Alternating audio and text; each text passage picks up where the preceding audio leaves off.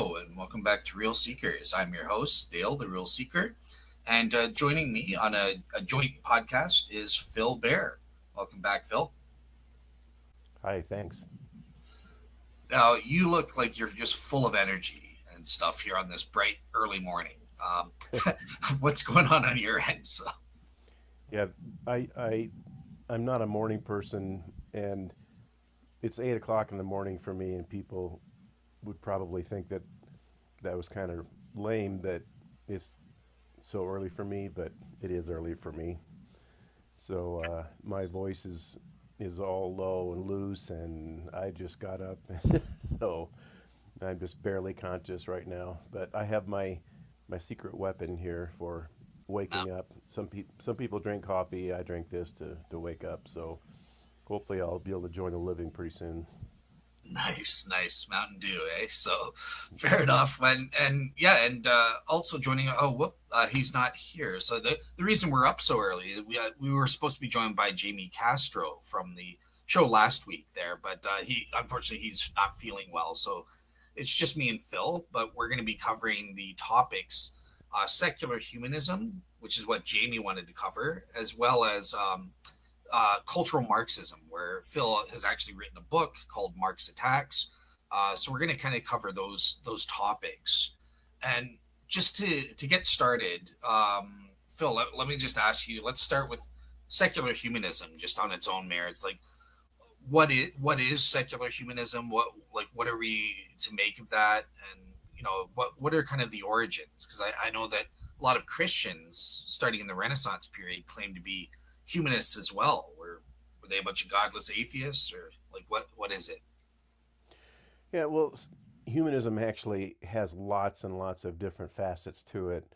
I don't know whether you can actually nail down a specific starting point or specific origin because some people have argued that humanism goes all the way back to the garden, where man wants to be his own god and wants to be autonomous, and so in that sense, in a spiritual sense, humanism is as old as mankind is, and but there's been some several expressions of humanism throughout history, and I think the Renaissance is one example of it.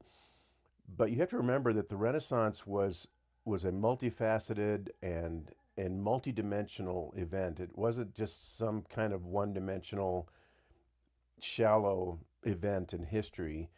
There were a lot of things that were that were good about the Renaissance. There were things that there were things culturally where there were some healthy things that occurred, and I don't want to go into detail too much about some of those, but whenever culture tends to prosper and see lots of success and growth, sometimes it'll go to people's heads and they begin to get this idea that man is triumphant over nature and man is triumphant just over ignorance and those kinds of things. And so this pride can set in, and and sometimes you can begin to just forget who you are, forget that you are accountable to a higher being, and that's God. And so there's a huge danger whenever cultural expansion and growth and success occurs. And that's my my perspective on it. Dinesh D'Souza wrote an amazing book called The End of Racism. And he asked the question in that book, where did racism come from? Where was its origins? And he said, the answer might surprise you that racism actually came from Western civilization. The Western civilization kind of invented racism in a way, and the way that it did that was that most of the people who were responsible for the success of the rise of Western civilization were white people, and it went to their head, just like it so often goes to people's heads in history whenever there's some kind of cultural success and cultural growth and expansion and that kind of thing. So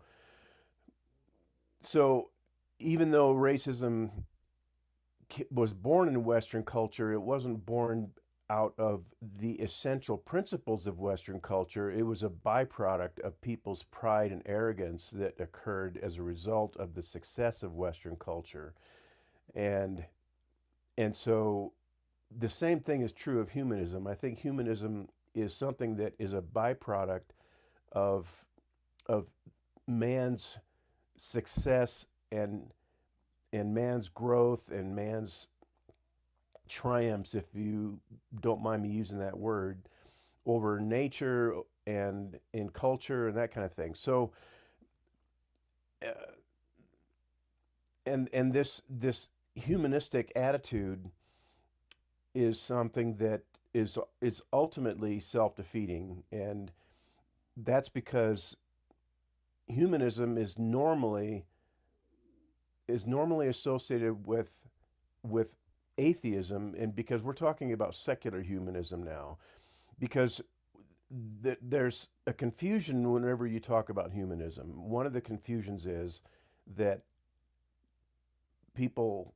will think, "Oh, aren't aren't we supposed to be kind toward each other? Aren't we supposed to be involved in humanitarian efforts?" And so there's a confusion between humanism and humanitarianism.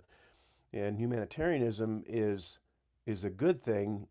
Humanism is the idea that man is the measure of all things instead of God being the measure of all things. And so I'm kind of rambling here. I realize that because I don't have anything prepared for this today. I was supposed to be kind of the fly on the wall, but that's that's kind of the base, basically the way that I would frame that is that humanism has typically been described and defined as the idea that man is the measure of all things, and that man invents his own morality, and that man is answerable ultimately only to himself.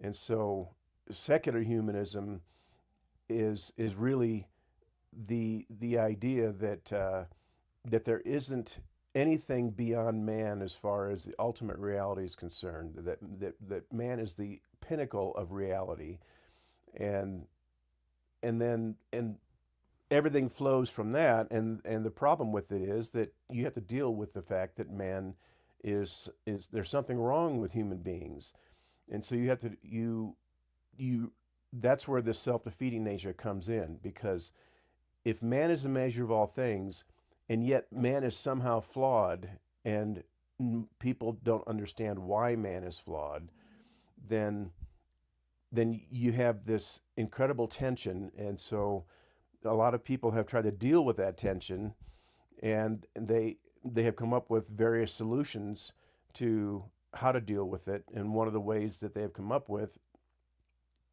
is that man is flawed, and therefore the reason man is flawed is because he is ignorant. And if you just educate people, then then we can educate the flaws out of mankind, and we can solve this ignorance problem, because that's really the root of of a lot of these cultural and social pathologies. So so if and the problem is that there have been advances in education, and that hasn't fixed mankind. And so that's a conundrum that I think secular humanism ultimately had to face. And right now, I think that secular humanism is kind of dead, because the people who have advanced the ideas of secular humanism have not been able to be successful in overcoming all of these pathologies that they have to face.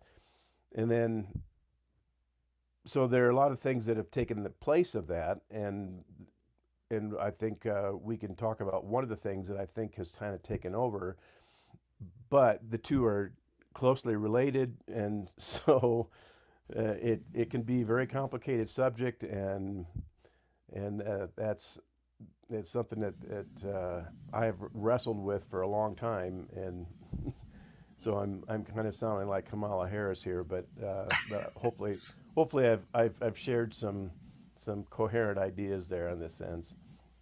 Yeah, absolutely.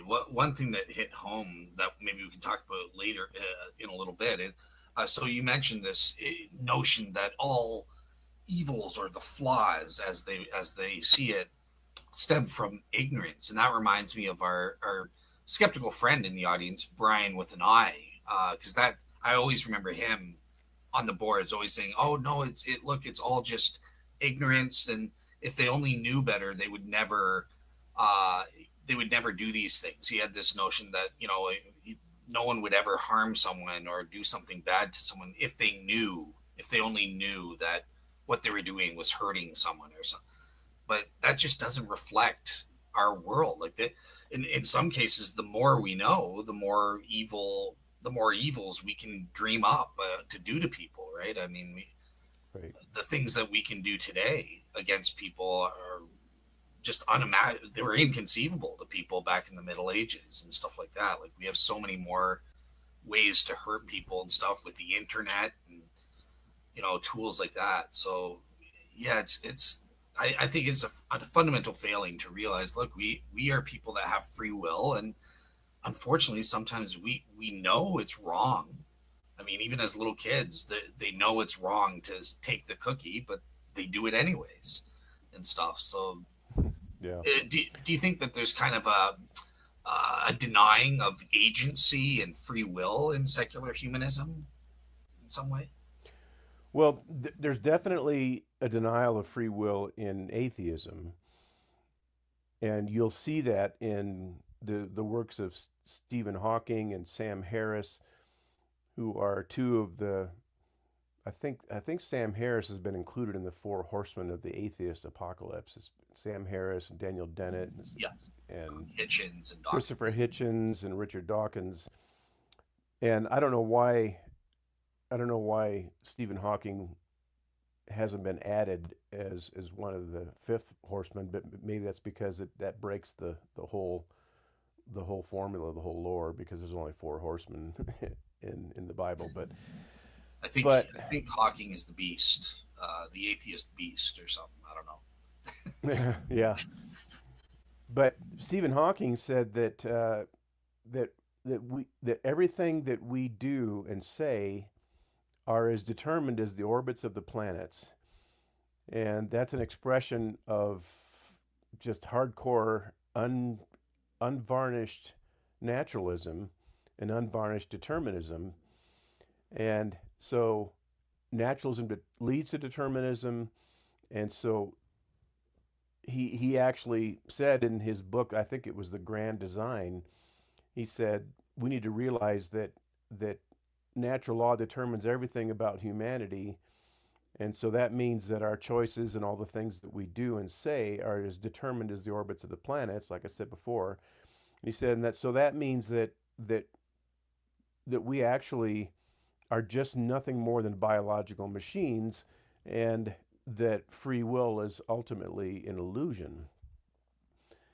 And so Sam Harris, I don't know whether he was influenced by Stephen Hawking. My guess is that he was, but Sam Harris wrote a book called Free Will. And in that book, he denies that there's even such a thing as free will. There is no free will whatsoever. And it's kind of humorous in a way, because all these atheists who tell us that we have no free will and that we're just biological machines, they don't realize that what they're doing is they're shutting down their own epistemology, and they're shutting down their own worldview. Because if we're if everything is determined about mankind, then that means that all of our beliefs are determined, and if all our beliefs are determined, we have no idea whether they're true or false, and so all knowledge breaks down at that point. And but I don't think that they ever realized that, and it's not surprising that Hawking didn't realize that, because that's a philosophical argument. And Hawking said that philosophy is dead. So if philosophy is dead, logic is dead, and and if all these things come crashing down, then it's not surprising that they would not actually be able to see the philosophical and the logical contradictions and self-defeating nature of their worldview. Yeah, yeah. Just before I come back, I noticed that I was a bad host because I think you have a GoFundMe that you wanted to mention. So I'll put that up on the screen. Do you want to just mention what this GoFundMe is about for the Oh yeah, audience? I just wanted to put that out there today, just as kind of a side item. I have a friend in Iowa whose wife died in January of 2024. So in a couple months, it'll be her 1 year anniversary of her passing away, and and this has just devastated my friend, her husband. His name is Chris Fleck.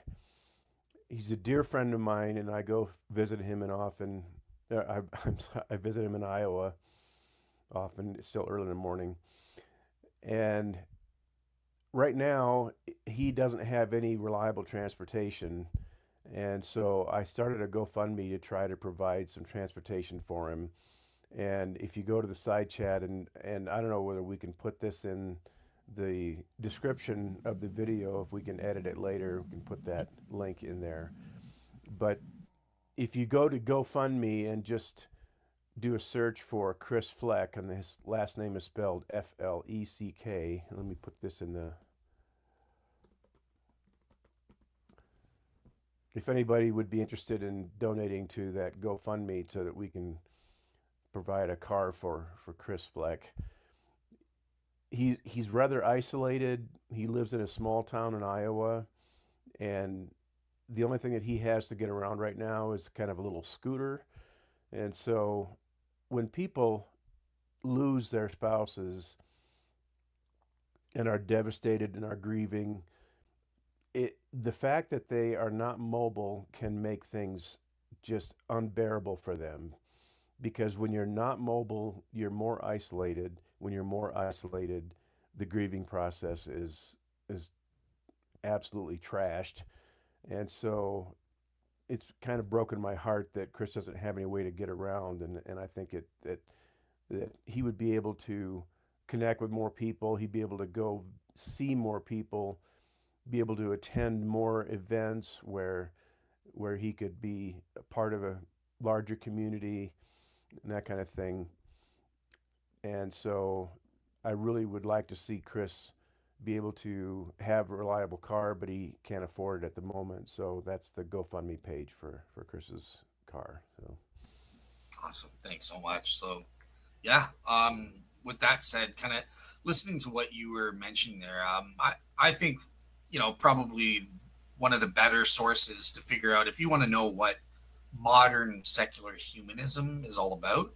I like to go to the American Humanist Association, where they have their kind of list of 10 commandments, or their humanist manifesto. And I don't know if you think that's a good kind of summary of what modern humanism is all about there on your end there, Phil. oh Yeah. yeah, yeah, I think it is. I definitely think it is. Yeah, and Yeah. I've seen that summary, that manifesto, and we could actually bring it up on the screen if you wanted to look for it, or I could find it. Yeah, if you don't mind, you can bring it up on the screen, the Humanist Manifesto number 2, because that's where Jamie he asks a lot of questions based on the Humanist Manifesto. So I kind of want to bring up some of the points that he wanted to raise if he was able to be on the show. Um, okay, so one of the first things he mentions is that they claim that in place of the old attitudes involved in worship and prayer, that the humanist finds his religious emotions expressed in a heightened sense of personal life and in a cooperative effort to promote social well-being. But the data, according to Jamie, shows the opposite of this claim by affirming that traditional worship and prayer promotes a better well-being based on a superior quality of life, happiness, and mental health. Um, so he's trying to say that the Humanist Manifesto here is kind of assuming worship and attitudes of passion and faith are just they're irrelevant. They're evolutionary redundant things that we need to get rid of. And they say as their fourth point here that reason and intelligence are the most effective instruments that humankind possesses. There is no substitute, neither faith nor passion. But Jamie's point here is that, well, scientifically, if we're going to go with the scientific method, which is what they go on, right? They say the controlled use of scientific methods, which have transformed the natural and social sciences since the Renaissance, must be used to gain knowledge. So, kind of advocating a scientism there. But what's funny is science proves the opposite. Religion and worship is actually beneficial for human beings. Yeah, that's Jamie's one of his points there. So, what's your take on that? Like using their own tools, it kind of refutes their own points there. Yeah, well, I mean, ultimately, people can ground their humanism in a spiritual on a spiritual platform if they want to, and some people actually think that it's okay to be religious as long as you're a humanist and as long as you still put man at the top of the totem pole instead of God. I don't know how that works, but there are some people who have actually claimed that. But if we're talking about secular humanism is pretty much interchangeable with the idea of atheistic humanism. And so if if we really want to face this head on, I think we're going to have to recognize and admit that secular humanism is atheistic. And so when it talks about religion, I'm looking for the quote that I just saw that I wanted to highlight. You're like to share on your screen or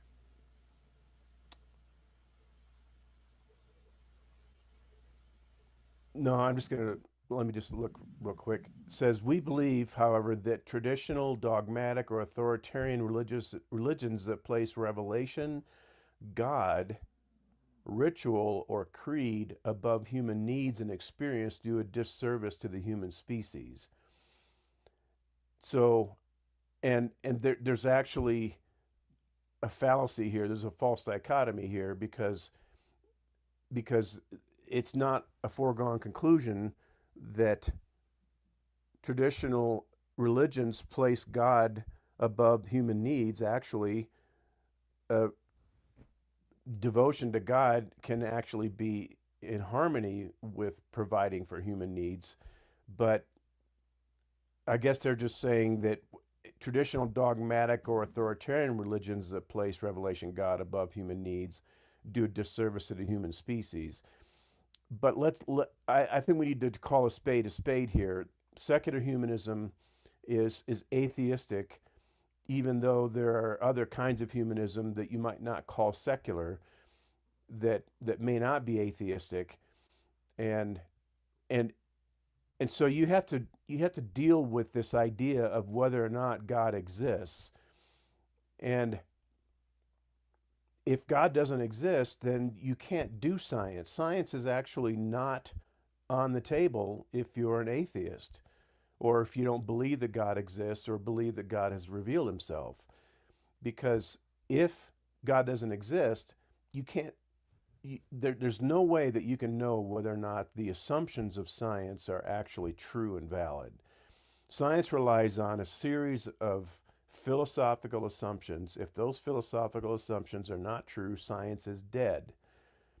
And one of those assumptions is that the natural world exists, and the corollary is that not only does the natural world exist, but mankind has intellectual faculties that allow him to be able to make accurate observations about the real world around them. And those faculties of observation rely on man being constructed in such a way that he is designed to be able to observe the world around him. We're given eyes and we can see the world around us, but we have no idea whether or not our eyes are giving us, and our eyes and our brain and that whole mechanism are giving us an accurate representation of the world around us.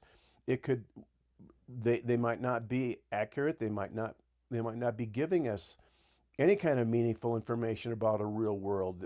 We could be imagining all of these things, and we may only think that these things that we call eyes are capable of giving us an accurate picture of the real world. So, if we're not designed, if we just kind of appeared on out of nowhere, then it's impossible for us to know whether or not our human observational faculties are reliable. And if we are designed by a supreme intelligence, if, in other words, if God exists and God created us and designed us, and He designed our faculties to be able to observe the world around us accurately, then we have a proper basis for doing science, because now we can trust the senses that we have, because they've been designed by a personal supreme being, and now we can trust them. If we can't trust our senses, then we can't do science, and if God doesn't exist, we can't trust our senses. So again, this is a very reckless way of putting all these things, because I didn't prepare anything like that. I'm just talking about these things off the top of my head, so they're not very organized, but you get the point. Yeah, no, I fully agree. I think you raised a good point there. I mean, it's classic Alvin Planting.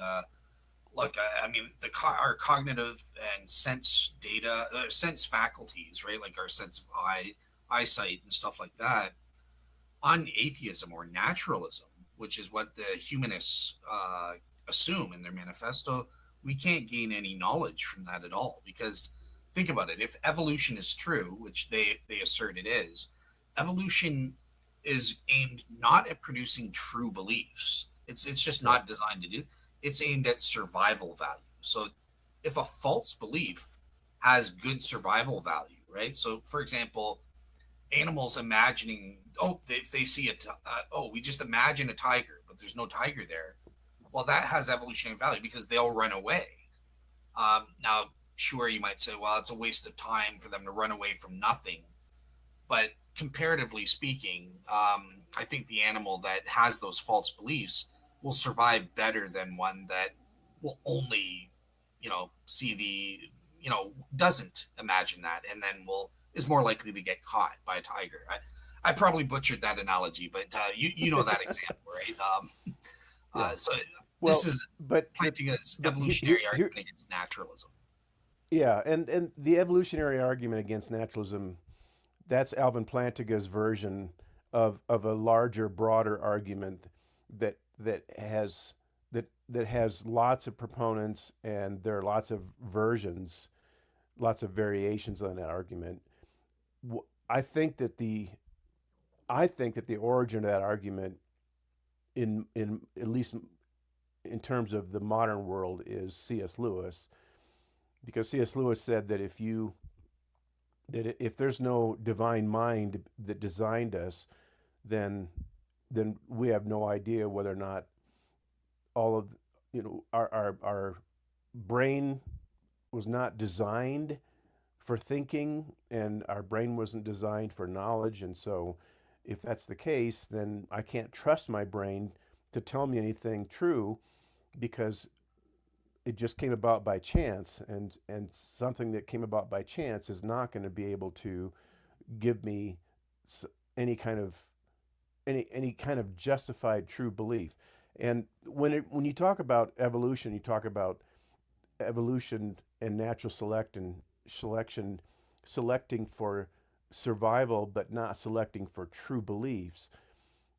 Some people would argue, well, you have to know the truth that tiger's after you, and so you have to run away from the tiger, and so now you have true beliefs, and so natural selection has given you a true belief, and therefore has given you the a method of survival, or at least a chance for survival, because you can avoid the tiger, because you've got a true belief that the tiger is after you.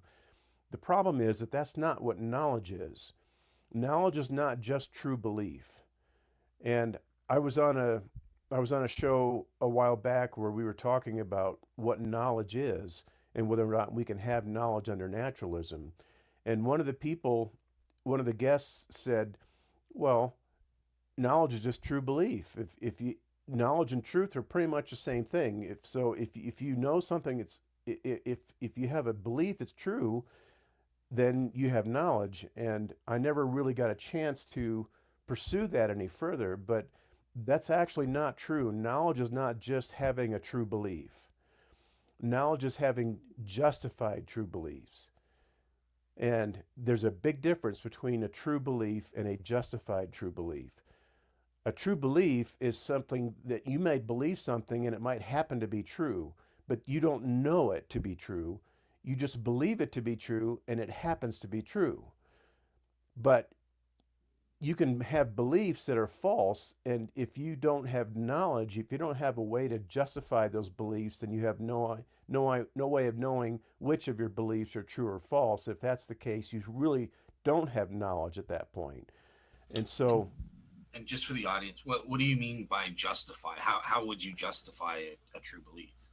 uh, well, one of the ways that you justify a belief is through rational means, through a rational argument, or through evidence, where you observe some evidence, and then you analyze that evidence, and then make a determination as to whether or not that evidence actually is sufficient to establish a given belief as actually true.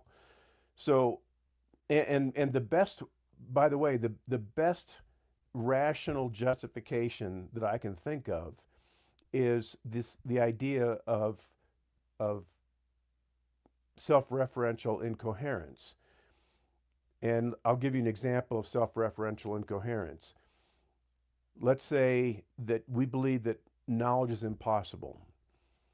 So if you study the proposition knowledge is impossible, you discover that there's something that you need to have in order to know that knowledge is impossible. And what you have to have is knowledge, because you have to know what the proposition knowledge is impossible means. It So if knowledge is impossible, it would be impossible to know that knowledge is impossible. And that's a self-referential, self-defeating proposition. And when you identify self-referential, self-defeating propositions,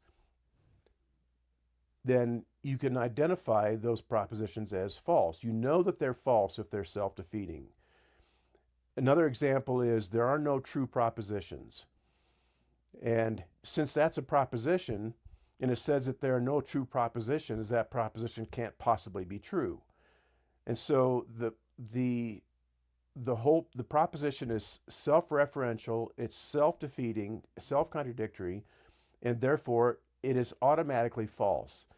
If it's automatically false, we know that its contradiction is automatically true.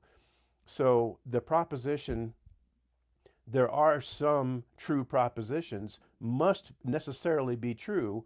And so now we have arrived at knowledge, because we know that some propositions are true, because if we deny that, then we come up with a self-referential, an incoherent, self-referential, self-defeating, self-contradictory statement, which has to be false. So self-referential incoherence is one of our most valuable tools in actually gaining knowledge. And so the idea that knowledge is impossible is self-defeating, and therefore it's false. That means that we know that knowledge is not impossible, and therefore knowledge is possible, that it's possible for us to have knowledge. And that what we've just done is we've just rationally justified the proposition there's such a thing as knowledge, or that we can have knowledge. And so that is a belief that is not only true, but it's also justified, because we have a rational basis for believing that proposition is true. So I hope that helps in understanding what a justified true belief is. Yeah, yeah, it does. Obviously, yeah, you need to have good rational reasons for what you believe, kind of thing, right? So, yeah, Right. fair And enough. in an evolution, you don't have knowledge that the tiger is after you and that the tiger is going to kill you, so you got to run away from it, or you have to escape it, or you have to kill it, or you have to defend yourself in some way. You don't have that's not knowledge. You just simply have a true belief and you're acting on that true belief. Now, is was that belief true that you were in danger from the tiger? Yes, but that doesn't matter. It doesn't mean that you knew it. It only means that you believed it and it happened to be true and you were able to survive because of the fact that it happened to be true. We're still a million miles away from knowledge, though. Yeah, yeah. I think a good example is like the broken clock that just, you just happen, it's broken at 2 o'clock. You just happen to look at it at 2 o'clock and you form the belief, oh, it must be 2 o'clock. You don't Hmm. know that it's 2 o'clock. It's just a happy accident that those happen to correspond, right? Yep. So yeah, in Right. that case, you're lacking justification or this epistemic criterion that you're talking about. I would personally, I would differ. I know this isn't on epistemology. I like Alvin Planting as warranted true belief, so I swap out justification for warrant. But I know that's a technical epistemology debate, but fair enough. Well, I have a treatment of that issue of warranted true belief, of Plantinga's warranted true belief. I have a treatment of that issue in my book, Calvin's Desperation. So if you have that book, then you can, if you have a digital version of it, then you can look up, you can do a search on justified true belief, and I address justified true belief, or I warranted true belief. If you Okay, do a search on warranted, just the section in the chapter is called arrest warrant, okay. and so What's I your deal what's your with meaning to it? warranted true belief and its relationship to justified true belief. And so, but anyway, the point is that if you are a secular humanist and you don't believe that God exists, and you believe man is the measure of all things, and you believe that science is the path to knowledge and the only path to knowledge, actually, for most atheists, they believe that science is the only path to knowledge. If that's the case, then then you're stuck in this conundrum of not being able to have any justified true beliefs because the whole faculties that you're relying on in order to obtain those true beliefs, they all none of them work under atheism. None of them work under naturalism. By the way, a great resource for this is a book that I think is probably the most important book that any Christian thinker could ever read, and that book is called The Epistemological Skyhook. And it's written by a guy named Jim Slagle, and I would absolutely recommend that book.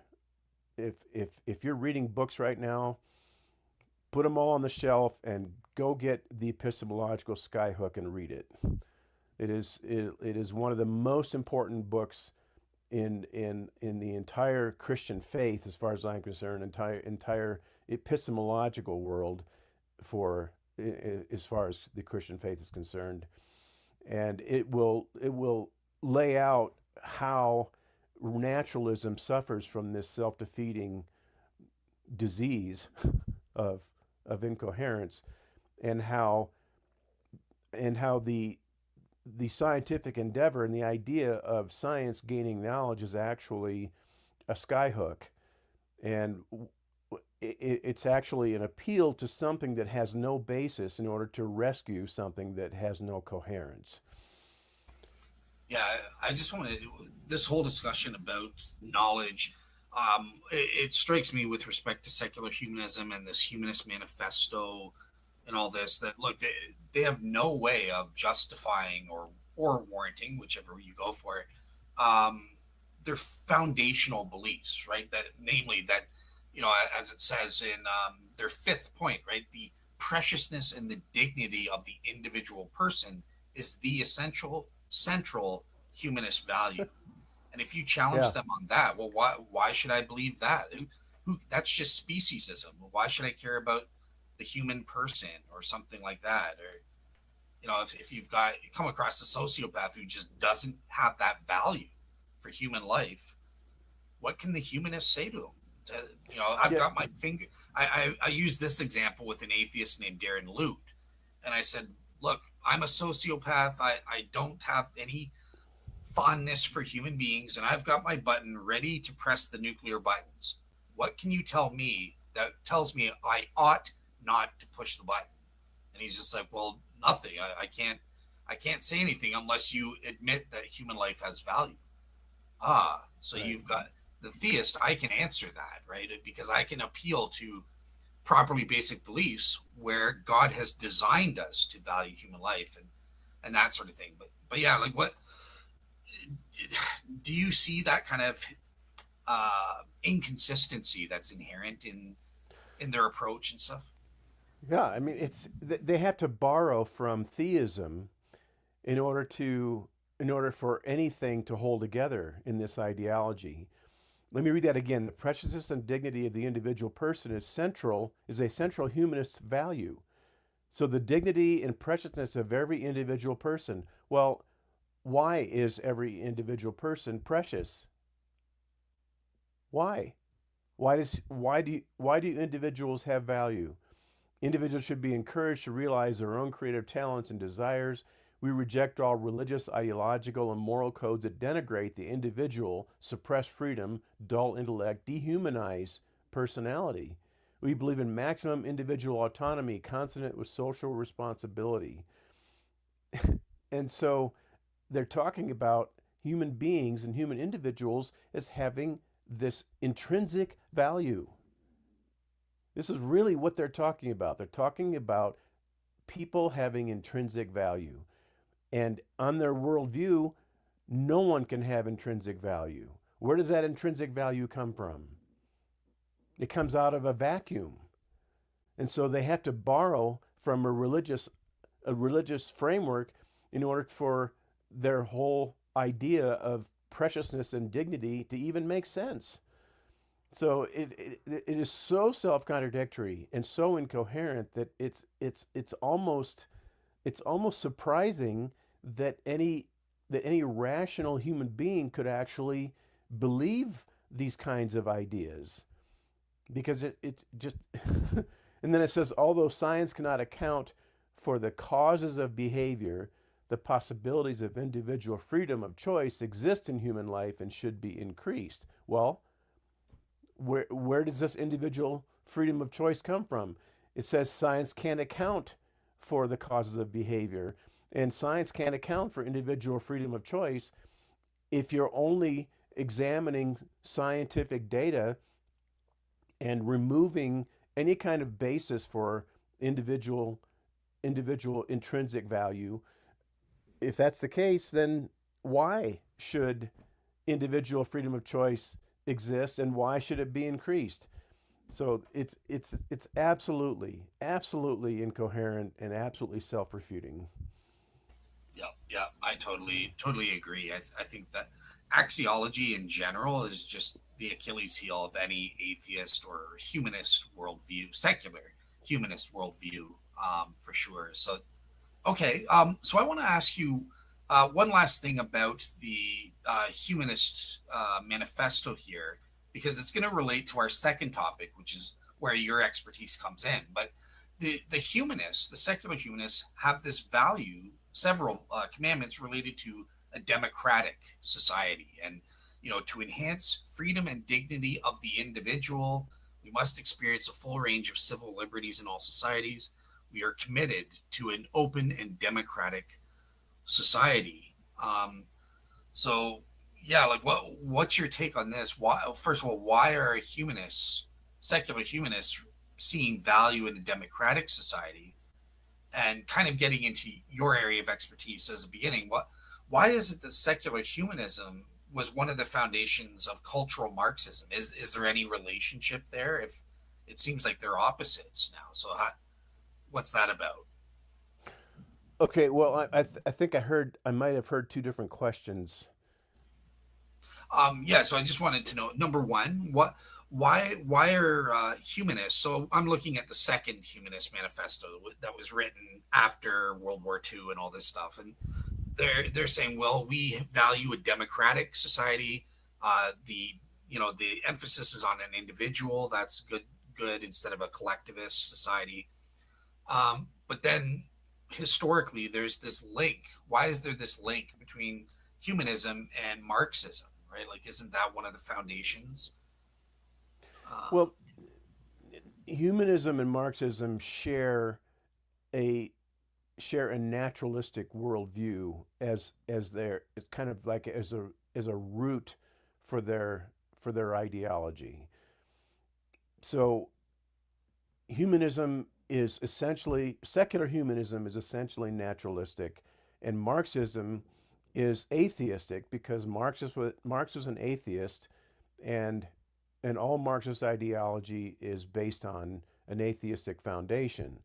And so the two of them share that basic worldview, that basic root worldview in common, but they diverge in the sense that secular humanism, according to this humanist manifesto, secular humanism is more interested in the worth and dignity of the individual, and Marxism is more of a collectivist ideology. And so both of them are this is going to sound kind of strange, but both of them are consistent with an atheistic worldview, and but they're also inconsistent with an atheistic worldview. And and let me explain what I mean by that. And this is going to be a little bit hard to explain, but if you think that man is the measure of all things and that man is the ultimate reality or the ultimate moral reality and so on, then if that's the case, then the individual must be greater than the state. The individual must be greater than the collective, and and that's going to fly in the face of Star Trek ideology because in Star Trek it said the needs of the many outweigh the needs of the few, and that but then later on, or the one, and then later on when Spock said, "How come you came after me and how come you rescued me?" and Kirk said, "Because the needs of the one outweigh the needs of the many." So, you know, but but in atheism, you can apply atheism in a way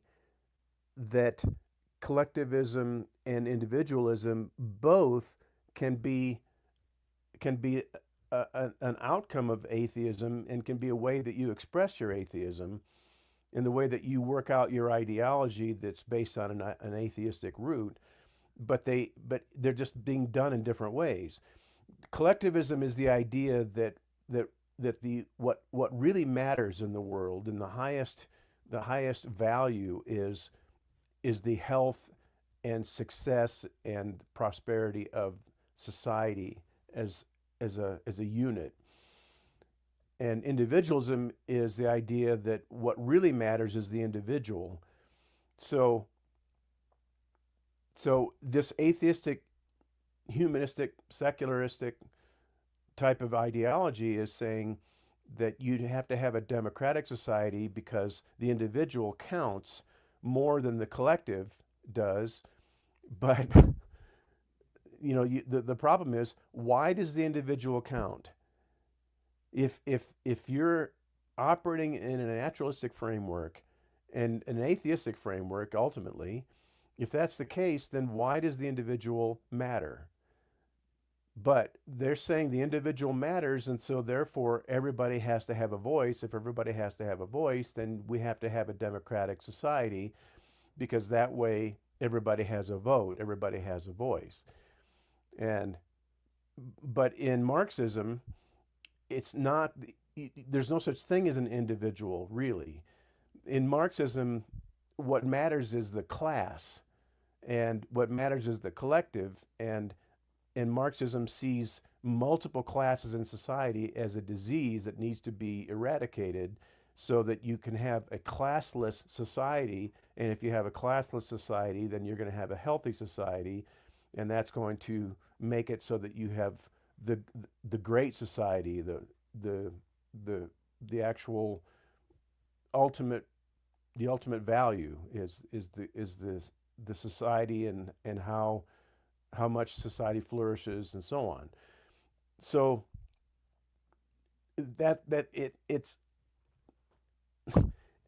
it's frustrating because it's all it's all self-defeating, it's all self-contradictory, because if there's no God, and if man is the ultimate measure of all things, then the individual is not going to have any worth, because there's nothing there to give the individual worth. And if that's the case, then to say that the individual matters is absolutely meaningless. You have no basis for it. But on the other hand, if you want to apply this collectivist ideology, and you want to work that out based on your naturalistic or atheistic or humanistic basis, then you also have no reason to place value on the collective. Why does the collective have any value, and why is it that the collective should be what really matters? Because if there's no God, there's nothing there to give it any value. And if that's the case, if it has no value, then and we just give it that value based on our own personal opinions and personal preferences, then why does the collective matter? So all of these things are ultimately vacuous, and they fail for different reasons that are unique to each one. Gotcha. All right. Okay. So obviously, kind of transitioning there, because yeah, I just found it kind of interesting seeing the Humanist Manifesto 1933 version before everything, where they didn't place any emphasis on a democratic society, to now the second one, where they have this huge section devoted to, it's got to be democracy. That's an inherent part. So yeah, I was just kind of interested as to that link, and looking at historically, I think there's even a term, Marxist humanism or something, right? Like that. That's one of the divisions within the types of humanist you can be there. So Yeah. And okay, but I just want to say something about democracy real quickly. A lot of conservatives have made a strong point lately that the United States is not a democracy, or that the United States government is not a democracy, that the United States government is a constitutional republic. And what's democratic about our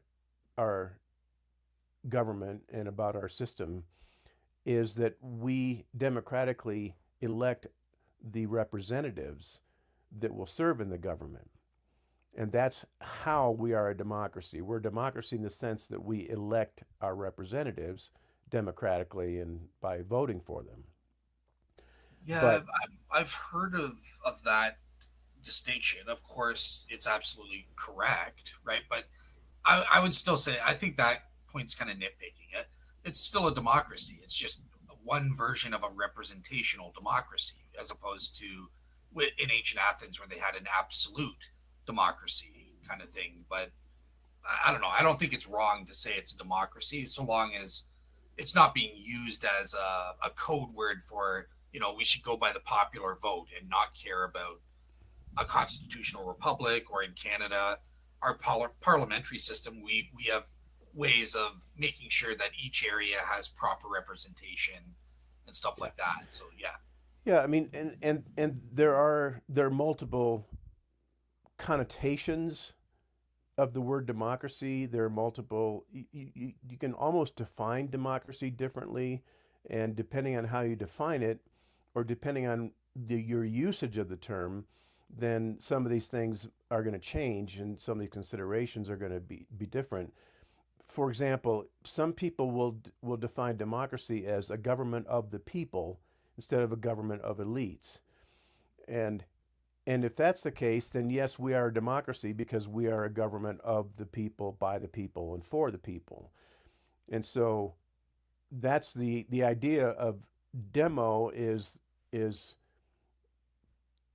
the root meaning us, meaning man, meaning the people, and so a democracy is a government of the people, the government that the people run instead of the government that a bunch of elites run, and that they have dictatorial authority over the people. And Yeah. so, if that's the case, if that's how you want to define democracy, then absolutely we have a democracy because we're a government of the people. But another definition of democracy is that all laws and all policies are determined by a majority vote. And if that's the case, then you don't have a government of the people, you have a government of the mob. Because somebody said one time a pure democracy is two vultures and a rabbit voting on what to have for dinner. And if that's the case, then democracy is not a good thing in that case. So we have various checks and balances in order to protect the individual from the majority, which seems a little bit odd when you're talking about a democracy because we wait a minute, doesn't democracy mean majority rule? Well, in a sense, the individual has to be protected from the majority rule. And that's why we're not a pure democracy. And Yeah. so that's kind of where those ideas come from. Yeah, and I totally agree with those sentiments. I mean, obviously, that's why we have a federalist system and stuff like that. There need to be checks and balances, different branches of government. That's all good, and of course, that constitution aspect to protect against a tyranny of the majority, like what we saw in Athens with their ostracism ceremonies and stuff like that, right? There was that tyranny of the mob, the tyranny of the majority, and that's where I think fundamental for us in Canada, we have our Charter of Rights and Freedoms as part of the Constitution. You guys have the Bill of Rights down in the US and stuff. And these are so fundamental. It's the most important thing because these are grounded in our God given values and Right. therefore rights and stuff. And from a secular humanist or a cultural Marxist perspective, that's all up for grabs, right? Like you can kind of take a tyranny of the majority and vote and get rid of all those rights or something, and or just take them away, as Stalinist Russia did in the blink of an eye when Joseph Stalin took over and stuff, right? Yeah. Um, so yeah, what? Yeah, and so under humanism, like I said, you can you can arrive at the conclusion or the idea that democracy is the way that that we should organize our society, and you can arrive at that based on the idea that the individual is what matters, or you can arrive at it based on the idea that the collective is what matters. Both of those can contribute to the idea of a democracy and how you organize your society, but they contribute in different ways and contribute in different senses or different definitions of the word democracy or different emphasis on the word democracy. Collectivism emphasizes the collective and the majority. And so if that's the case, your democracy is going to look like something that is simply pure majority rule. And all the laws and all the policies are all based on majority vote. And if that's the case, the problem is that if the majority decides that murder is okay, then does that mean that murder is okay?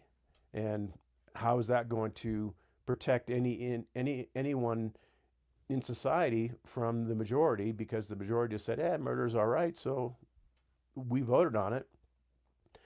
But the individualistic ideas that they are articulating, that's an application of the idea that in a democracy, the individual matters, and therefore the individual has to be protected from the tyranny of the majority. And but it's still an application of that ideology, of the humanistic ideology, in the formation of a democracy, but it's just done in a different way. and it's done with a different emphasis. The emphasis in that sense is that the democracy is there to protect the individual, and so it can fit into both paradigms, but it just fits in different ways, and it fits based on different emphasis and different aspects of the ideology. So Gotcha. Okay, so I want to transition now to your book because so in the first place, there's this issue of cultural Marxism. Can you just kind of briefly explain like what is the difference between Marxism proper, if there is a difference in your view, Marxism proper and cultural Marxism? Because I've seen people using those terms interchangeably, and I want to know, is there an actual difference? yeah, well, I'm going to borrow Bill Whittle's terminology and say, in order to explain that, we have to go on a little trip. We have to take a Okay, little. We have to take a I'm little putting my trip. seatbelt on, ready for the ride. Yeah, yeah, to take a little trip into history. There is definitely a distinction between classical Marxism and cultural Marxism. That's absolutely true. However, the two of them have so much in common that it's easy to forget that cultural Marxism is actually built on classical Marxism. It's just built on it in a different way, and it's an expansion of classical Marxism. So, classical Marxism, in a nutshell, is the idea that there is a massive, strong struggle between classes in society, and those classes are basically economic in nature. So Karl Marx said that there are two classes, two primary economic classes in society: the bourgeoisie and the proletariat. And the bourgeoisie, or the industrial bourgeoisie, is what we call the wealthy class, or what Karl Marx called the wealthy class. These are the people who own the means of production. And the working class, or the proletariat, are the workers, and they don't own the means of production. They actually work for the wealthy class, and the wealthy class obtains all the benefits of what the working class produces. And Karl Marx saw this as an inherent injustice. And so for Karl Marx, there is this class struggle going on between the wealthy class, or the bourgeoisie, and the working class, or what he called the proletariat.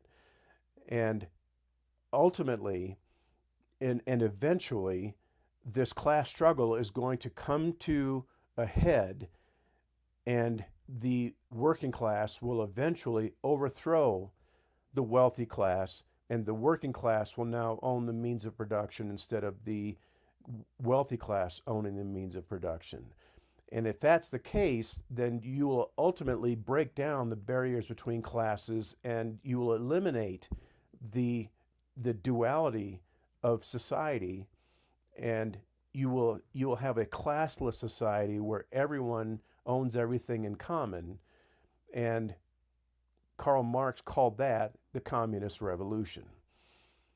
So, and communism is essentially the idea that everybody owns everything collectively, and therefore there is no injustice in society, and everybody has access to the same goods and materials and the same benefits and economic prosperity in society that everybody else does.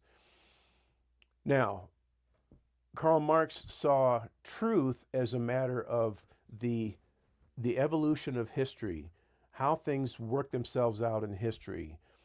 And so historical development was extremely central to Karl Marx's ideology. And he believed that this communist revolution would happen naturally on its own, and that it was inevitable. Inevitability is something that you need to understand in order to understand Karl Marx's mind.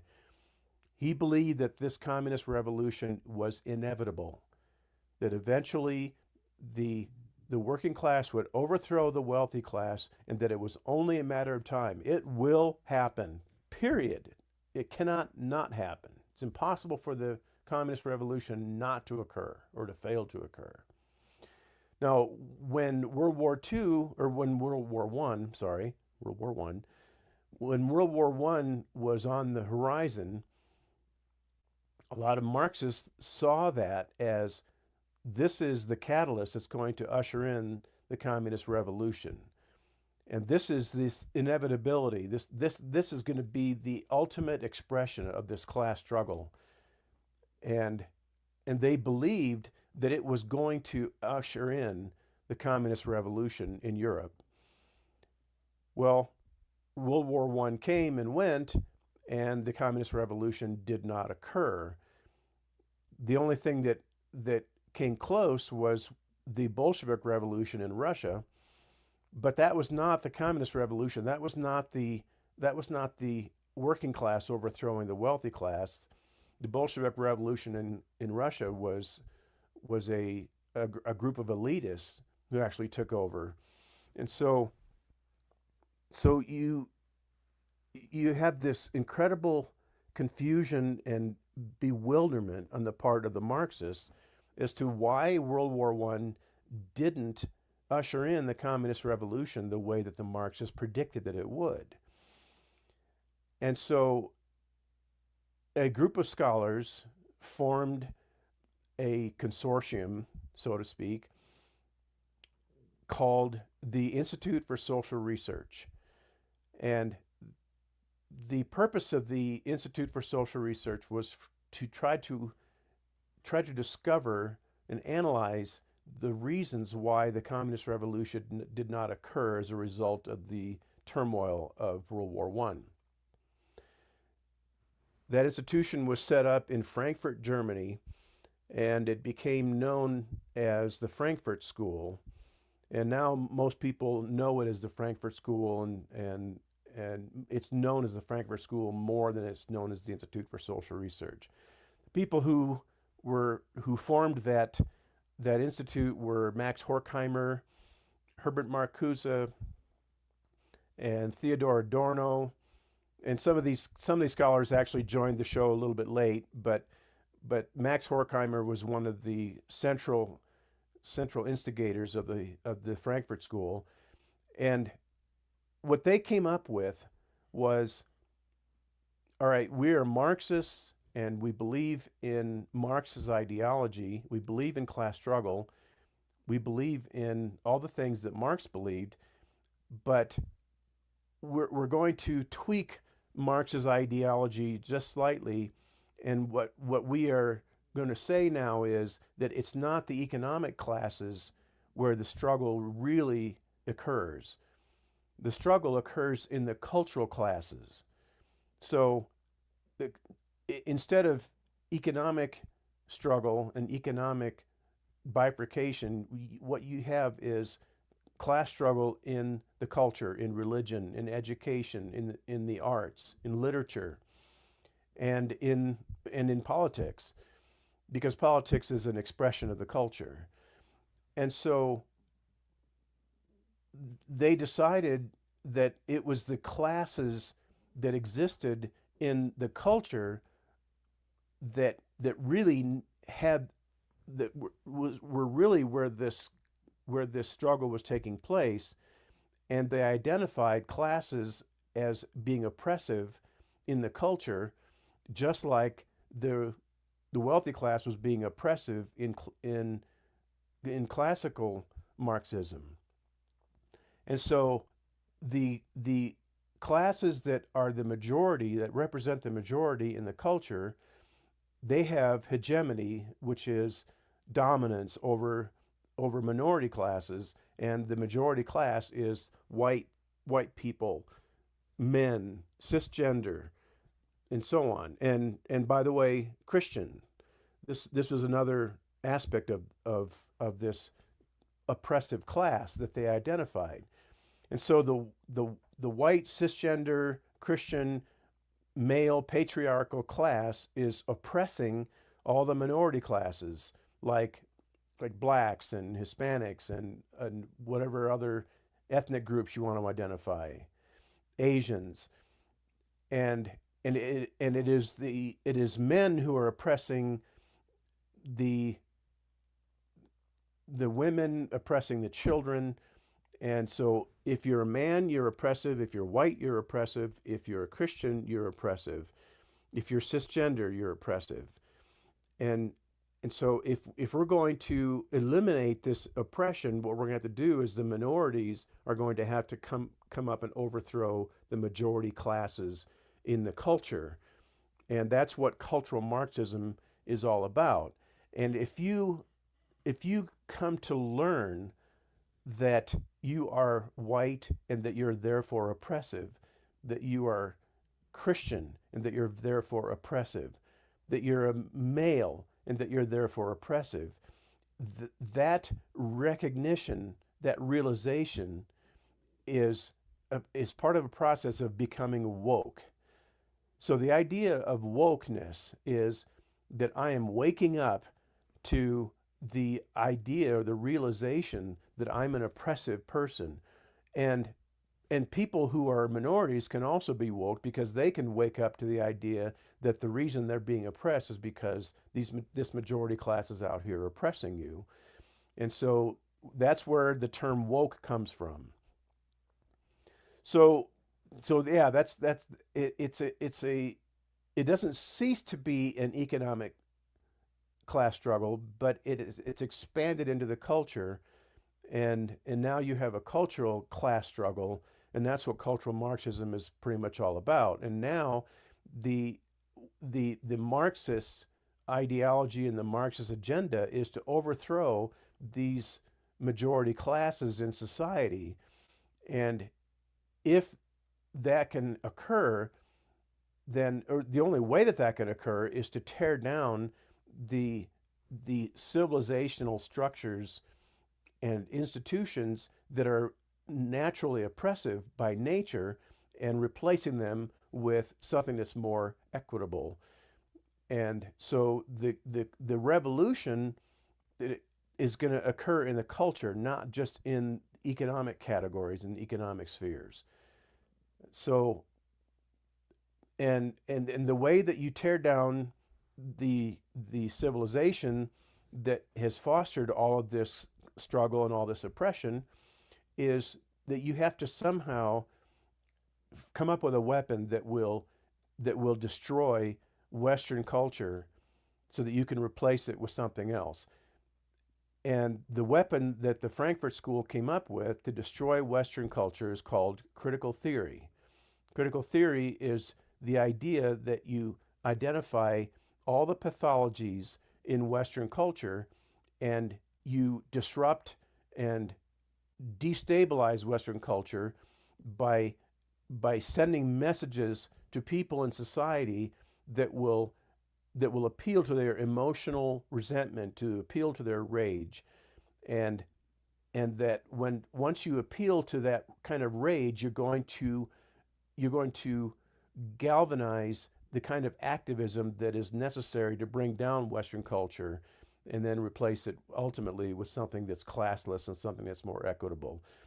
And so critical theory does not appeal to any kind of rational faculties. It appeals to the emotional nature of people and their resentment. And that's its purpose. And resentment is how you bring down society and how you destabilize it and how you ultimately destroy Western civilization because it's intrinsically oppressive. So. All right, How awesome. was the trip? Did you keep your seatbelt on? Were there any I bumps? did, yeah. I find it fascinating because I like history and seeing how these concepts connect and stuff like that or relate to each other. So I actually liked it. And one thing in terms of what you're mentioning, where you just ended off with critical theory, obviously we've seen its destruction, but I just want to, I think this is the proper clip, but this is an actual ex-KGB defector back in the 1980s warning the US about critical theory and exactly what you're saying. So let me just play that clip for people, just so this isn't some right-wing quote unquote fascist communist Christian, or sorry, Christian conspiracy of white supremacists. No, like this is actually grounded in fact. So that's why I just want to play this clip. I think this is the right clip where he talks about it. Mr. Bezmenov was born in 1939 in a suburb of Moscow. He was the son of a high-ranking Soviet Army officer. He was educated in the elite schools inside the Soviet Union and became an expert in Indian culture and Indian languages. He had an outstanding career with Novosti, which was and still is, I should say, the press arm or the press agency of the Soviet Union. It turns out that this is also a front for the KGB. He escaped to the West in 1970 after becoming totally disgusted with the Soviet system, and he did this at great risk to his life. He certainly is one of the world's outstanding experts on the subject of Soviet propaganda and disinformation and active measures. Well, you spoke several times before about ideological subversion. That is a phrase that I'm afraid some Americans don't fully understand. When the Soviets use the phrase ideological subversion, what do they mean by it?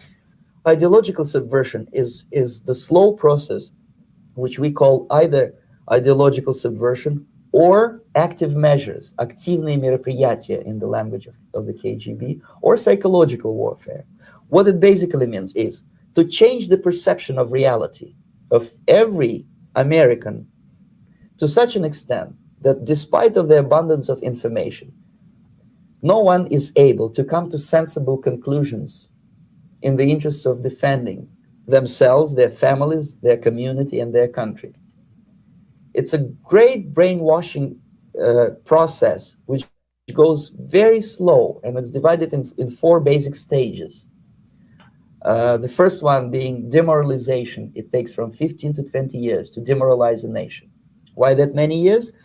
Because this is the minimum number of years which requires to educate one generation of students in the country of your enemy, exposed to the ideology of the enemy. In other words, Marxism-Leninism ideology is being pumped into the soft heads of at least 3 generations of American students without being challenged or counterbalanced by the basic values of Americanism, American patriotism. The demoralization process in the United States is basically completed already. For the last 25 years, actually it's overfulfilled, because demoralization now reaches such areas where previously not even Comrade Andropov and all his experts would even dream of such a tremendous success. Most of it is done by Americans to Americans, thanks to lack of moral standards. As I mentioned before, exposure to true information does not matter anymore. A person who was demoralized is unable to assess true information. The facts tell nothing to him. Even if I shower him with information, with authentic proof, with documents, with pictures, even if I take him by force to the Soviet Union and show him concentration camp, he will refuse to believe it until he is going to receive a kick in his fat bottom. When a military boot crashes his balls, then he will understand, but not before that. That's the tragic of the situation of demoralization. The next stage is destabilization. This time, subverter does not care about your ideas and the patterns of your consumption. Whether you eat junk food and get fat and flabby, doesn't matter anymore. This time, and it takes only from 2 to 5 years to destabilize a nation. It's what matters is essentials: economy, foreign relations, defense systems. And you can see it quite clearly that in some areas, in such sensitive areas as defense and economy, the influence of Marxist-Leninist ideas in the United States is absolutely fantastic. I could never believe it 14 years ago when I landed in this part of the world, that the process will go that fast. The next stage, of course, is crisis. It may take only up to 6 weeks to bring a country to the verge of crisis. You can see it in Central America now. And after crisis, with a violent change of power, structure, and economy, you have so-called the period of normalization. It may last indefinitely. Normalization is a cynical expression borrowed from Soviet propaganda. When the Soviet tanks moved into Czechoslovakia in '68, Comrade Brezhnev said, "Now the situation in brotherly Czechoslovakia is normalized." Okay, so I think you get the point there about these four stages, and this was an official Soviet policy to that they were enacting in America and stuff. So I'm kind of related to the chaos that we've seen and read with critical race theory and all this SJW nonsense. Like, where do you think that relates to on these four stages of infiltration of a country? Yeah, like where does that fit in your view? Well, there's a tremendous overlap between these two things, between the efforts of the Soviets and the efforts of the cultural Marxists. Because they're both based on a foundation of Marxist ideology, and but that's what's happening there is what you're describing is the Soviet attempt at destabilizing American society. And so what's happened is that America has been shot with the Marxist shotgun, and it's a double-barreled shotgun. And one barrel is the Soviet efforts, and the other barrel is the cultural Marxist efforts coming from the Frankfurt School. So what happened was the the the Marxists in the Frankfurt School were mostly Jewish. Most of them were Jewish. They were Jewish Marxists.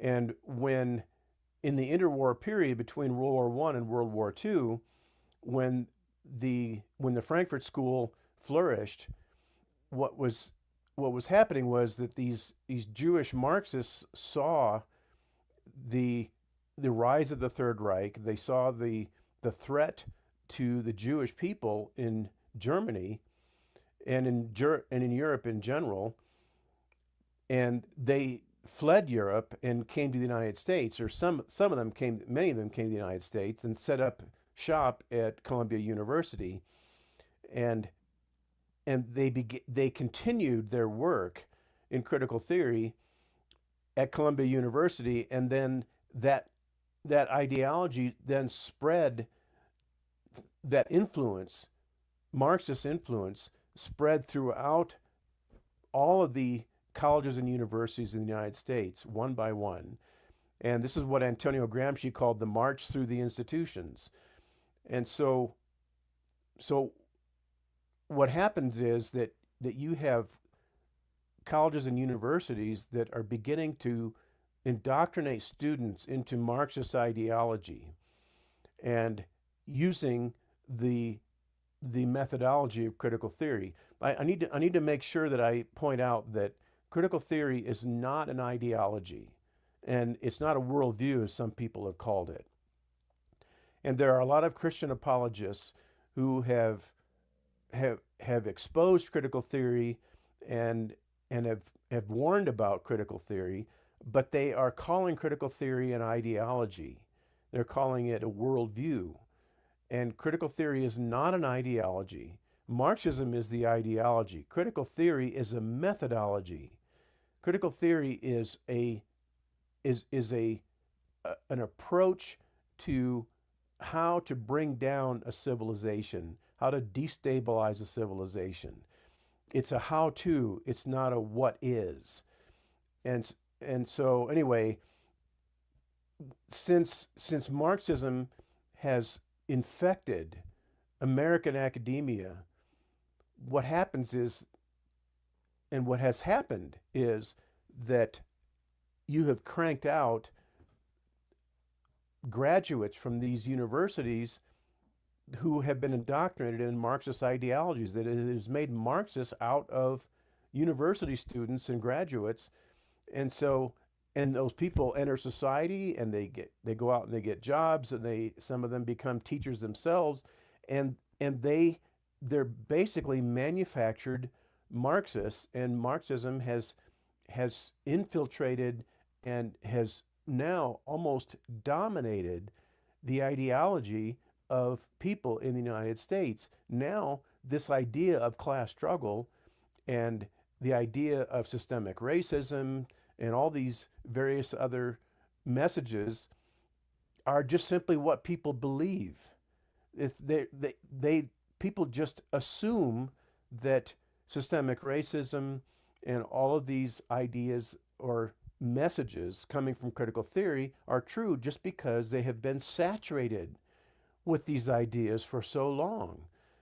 And and so that has a destabilizing effect on the United States and on our society because critical theory plants resentment in the hearts of the individuals who have been pretty much brainwashed by it.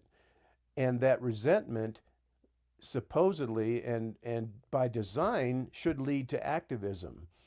And if you get people to be resentful enough, then eventually they will express that resentment in activism, and that activism is aimed at destabilizing and destroying Western civilization so that a more equitable replacement can eventually occur.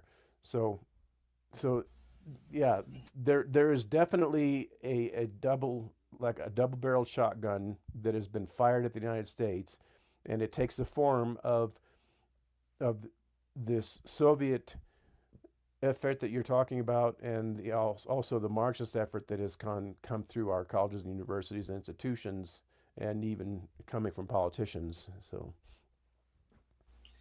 Yeah, it's fascinating because when I was thinking about those, obviously stage one is obvious and stuff like that, like this demoralization where people are just so brainwashed they don't know what's true. They'll just believe anything that their professor tells them or something like that. But I'm kind of curious because I would say, look, up to a certain point, I was very disheartened. It looked like these cultural Marxists were winning the war. Certainly up to like 2017 or 2016 and stuff like that. Like it looked like they had cultural dominance. People were afraid to admit that they would vote for Trump or that they supported Trump back then. They could never say that or they'd lose their job. That height of the Me Too movement and all of these cultural Marxist ideologies and stuff like that going on with critical theory and stuff. But obviously, look, America, we've done a 180. We've realized that's stupid. We've elected Trump, the majority of people in America and stuff like that. So I'm just kind of wondering, like, how did it fall apart? Because the strategy seemed to be working, but then all of a sudden now we realize they went too far. They botched it, and people are revolting against these tactics. Like, where did they go wrong? Um, in your opinion, like why did that fall off the rails? what people were revolting against? What tactics? I'm sorry. Can you clarify that a little bit? Oh, like people are revolting against critical race theory or critical theory Okay. in general, or these Marxist economic policy. Like, there's been a complete 180 against what I think these cultural Marxists were pushing, and unfortunately, were dominating our culture with, even just like less than 10 years ago. Yeah. Well, I mean, there hasn't been a 180, and there isn't a monolithic move toward Marxism.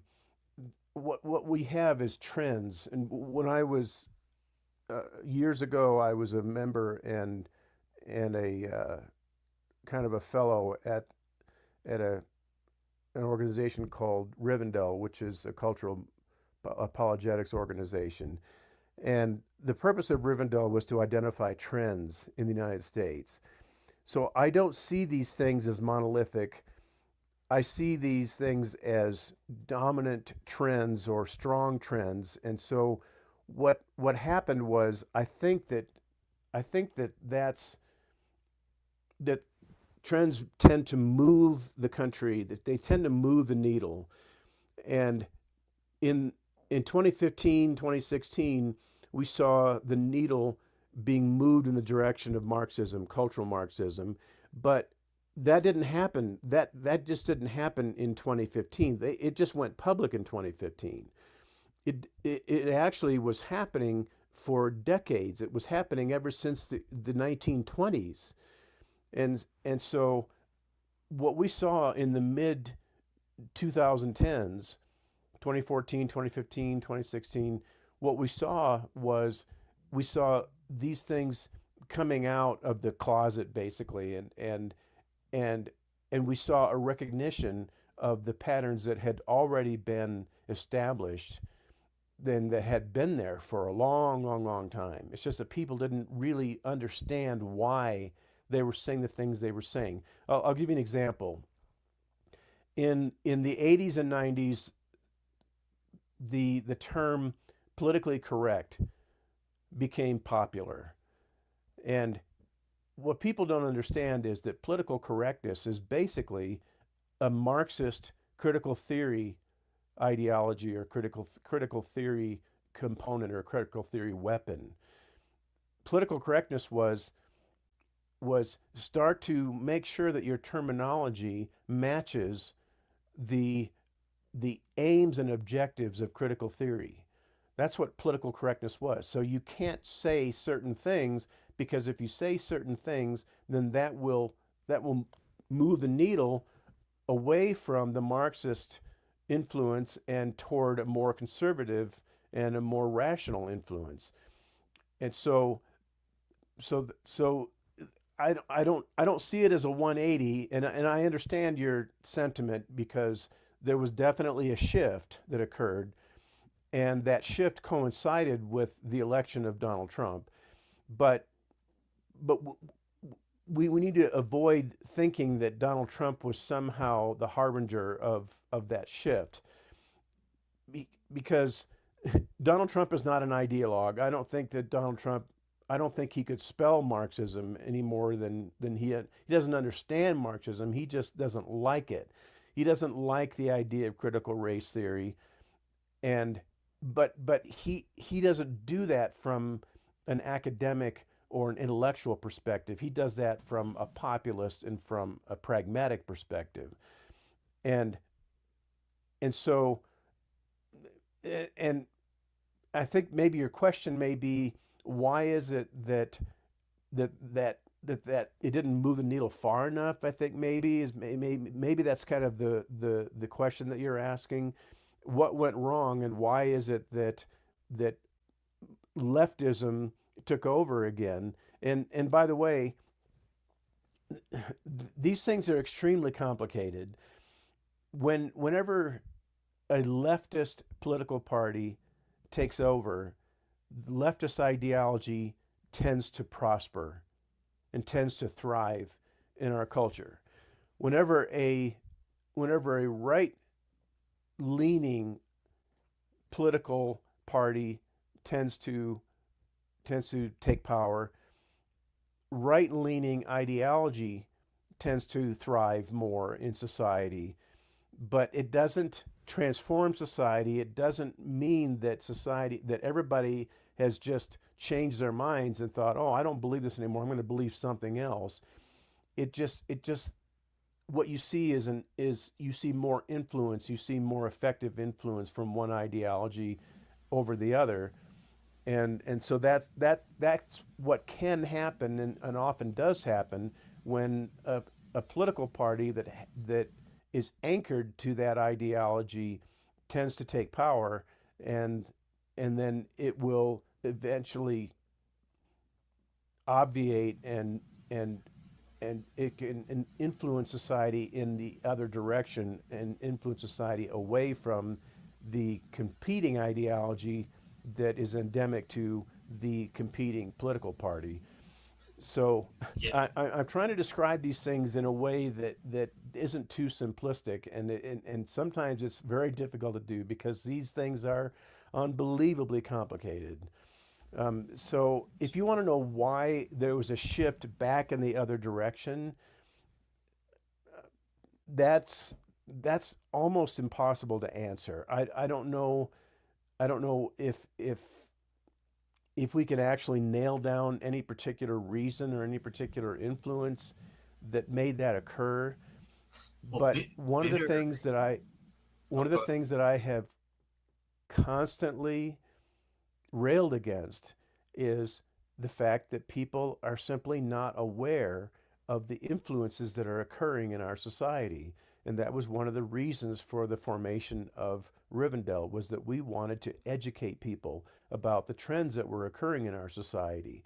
People do not understand what is influencing them. They don't know why they're being influenced in a certain direction.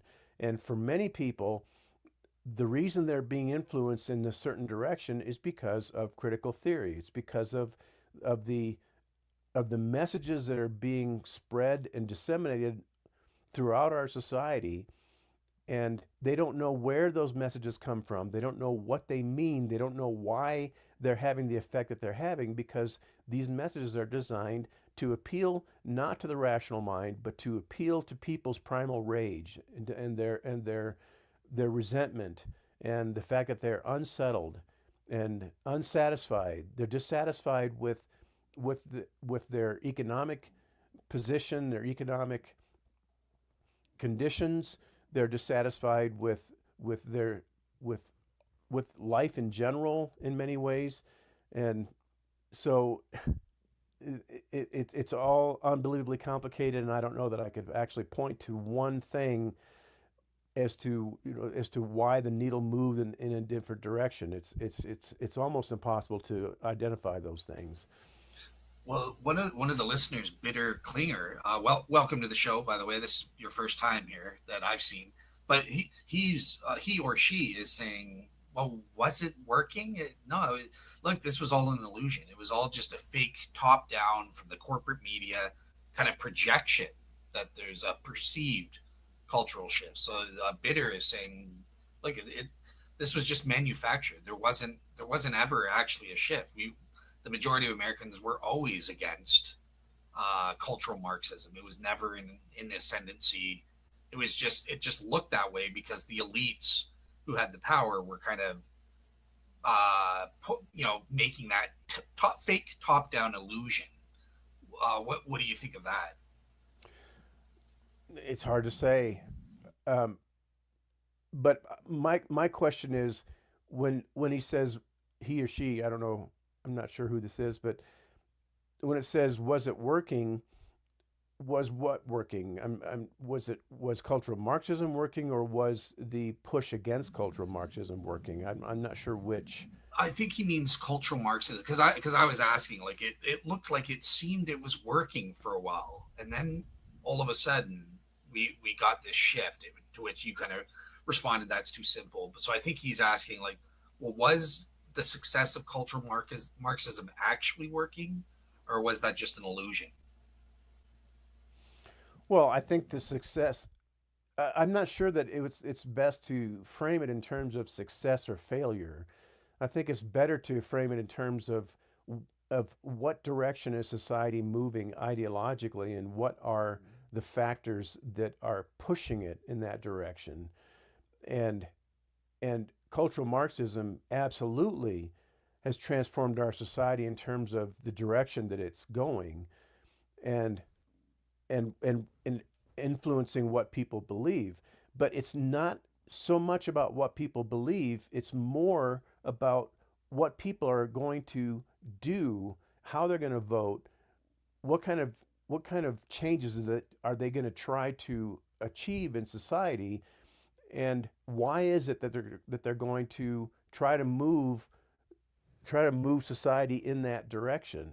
This is all about influences. This is all about trends, and it's it is so difficult to nail them down and talked about them in any absolute or concrete manner. You have to treat them as trends, and you have to treat them as something that's very relative, something relative to something else. And that's why it's so difficult to navigate some of these ideas, and that's how so difficult to navigate a lot of our understanding of what's happening.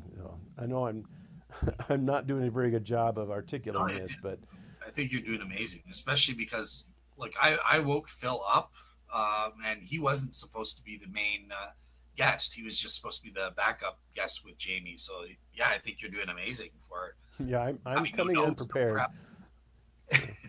Okay, well, we have another question for you. You're quite popular today. So from Harry Stark, and I know Harry there. Oh, by the way, bitter is a he. He specified. Okay. But Harry's saying, well, why do some people fall for cultural Marxism at all in light of the horrors of the 20th century of the Soviet Union? And that's something that Jamie brought up as well. He was talking about how, 200 million people were killed in the name of non-religious, humanistic, and Marxist religions. So, yeah, like, what's your take on that question? The reason that people fall for cultural Marxism is because they don't understand that it's Marxism that they're falling for. When you wield the weapon of critical theory in society, what you're doing is you're appealing to people's resentment about what's wrong with their life.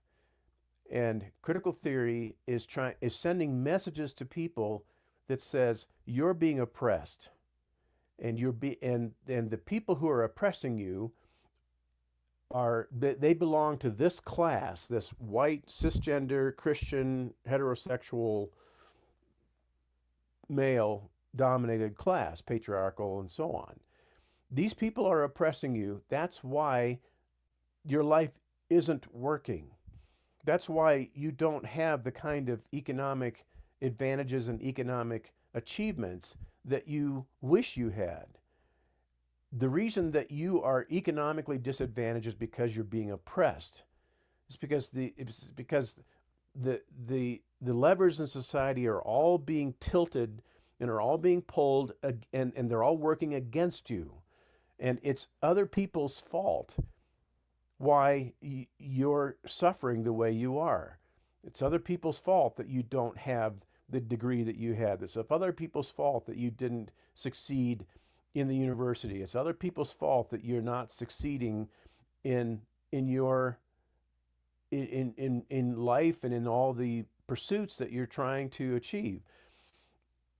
They don't think in terms of the idea that what they're being influenced by is the same kind of ideology, or has the roots in the same kind of ideology that produced the horrors of the 21st century. They don't connect those dots. So there is no realization, there's no awareness that the same thing that is influencing them and causing their resentment right now is the same thing that caused the horrors of the 20th century. Gotcha. All right, cool. Okay. No, Harry is asking, does the anti-Semitism issue count as a type of cultural Marxism? And just for a bit of background, so Harry has been doing a series of videos targeting Jews in particular, evangelizing Jews and trying to show them that Jesus was the Jewish Messiah. He fulfilled the Messianic prophecy. So he has a special fondness for evangelizing to Jews. So that's why he's kind of targeting. Is anti-Semitism. He's had many claims from religious Jews calling him an anti-Semite just for spreading the gospel that Jesus was the Jewish Messiah. So, yeah, he wants to ask: does the anti-Semitism issue count as a type of cultural Marxism? Well, so you have to understand that in cultural Marxism, you have a methodology that is designed to tear down Western civilization. And that means that in critical theory is the weapon for tearing down Western civilization. Things don't matter. Messages and ideas don't matter in critical theory because they're true. They only matter if they're useful. So if someone can use any kind of ideology as a tool and that can be useful in achieving the aims of cultural Marxism, which is the overthrow of Western civilization, then they will use that tool. They'll use that idea. So it's possible to use anything, any ideology, including anti-Semitism. It's possible that they will use that if they think it's going to be useful in achieving the objectives of critical theory and of cultural Marxism. So whether or not anti-Semitism is actually intrinsically a part of cultural Marxism is really not the right question. The right question is, if can anti-Semitism be used as a tool or as a message in the in critical theory, and if it can, it will.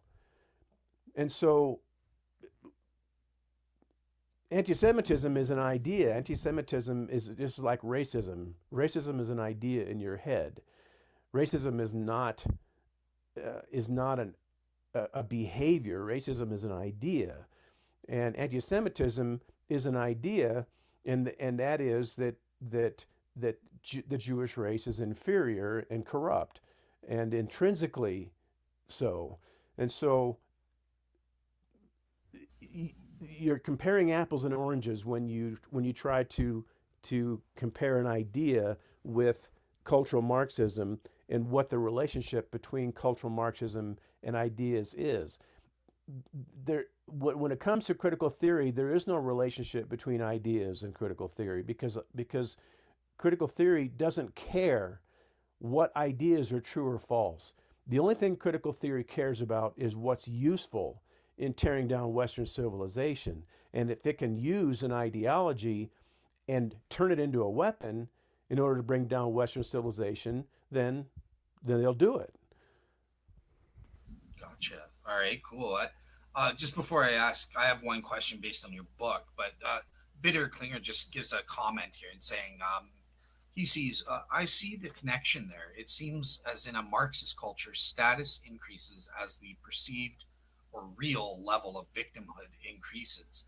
The 1940s provide valuable currency in that regard. So, yep, he seems to be on board with what you're saying. Okay, so I Yeah, wanted to and ask. by the way, grievance culture is a big part of critical theory, because grievance is an extremely powerful weapon when it comes to cultivating resentment. And by the way, in critical theory, there have been various methodologies and strategies that Marxists have leveraged and implemented in order to achieve the aims of critical theory. And one of them is to generate resentment in the inner city, especially, and go to people in the inner city and tell them, hey, the reason that you're suffering in the inner city, the reason that you're suffering poverty and economic and educational disadvantage is because of this oppression that's occurring. And the people who would go into these inner cities and go into various areas in our country in order to try to cultivate this victimhood and this resentment, those people were known as community organizers. So a community organizer was somebody who would in a organized fashion go into the inner city and or in anywhere where people are suffering, and it would tell people that the reason you're suffering in your community is because you're being oppressed. And who is the most famous community organizer that you can think of?